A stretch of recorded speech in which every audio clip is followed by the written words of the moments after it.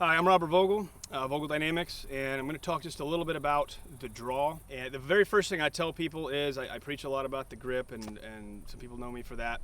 If and when you practice the grip, you have to do it from the draw.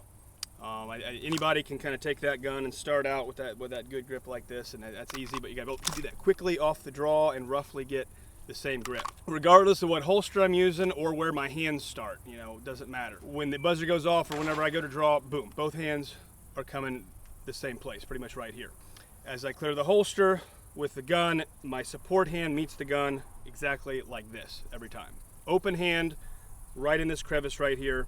From there, I actually kind of roll and slide into the grip. A lot of guys try to come out and they just take this hand, they just kind of slap it on the gun all the way out here. It just doesn't work with the grip that I have. First things, if you're just standing in a static position, like a lot of times you are, if I'm just standing here and I'm going to draw and shoot, I want to get everything set, okay, to where when the buzzer goes off or when I start, the only thing that really moves is my hands and my arms, okay? I'm not hiking my shoulder up to get the gun or pull the gun out, or most common thing people do is as they present the gun, they're going to drop their head. You can practice that easy enough by just pointing at the target like you're going to shoot, probably more dry fire, and actually just consciously holster the gun and don't move anything else. To me, the hardest part about the draw, at 20 years or however long I've been doing it, is just initial hand placement on the gun, especially when you're trying to go fast. It's so easy to come down on the gun and you're just a little bit off one way or the other.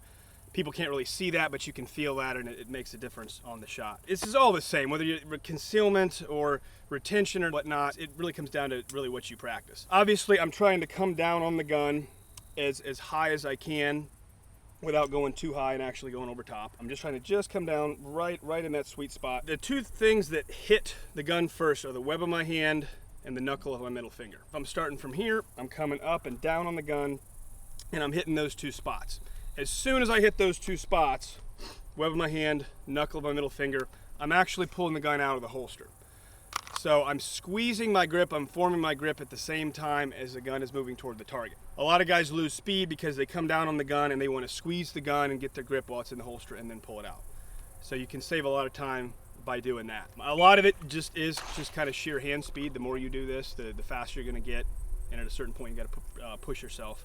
But probably the number one area, though, most people could save some time is going to be on the target. And this is especially true if you're talking typical close 3, 5, maybe 7 yards. And this is where your master and your grandmaster shooters gain the most time. Is most people, when they come out, they draw the gun and they're presenting out, and they kind of let that gun like stop and just settle, and then they go and they press the trigger, and there's this 0.2 of a second kind of pause on the target. And no matter who you are, the farther targets you have to do that, but the better shooters, they're going to be coming into that trigger, actually get on the trigger a little bit sooner, and just as soon as that gun hits extension, it's going off right there.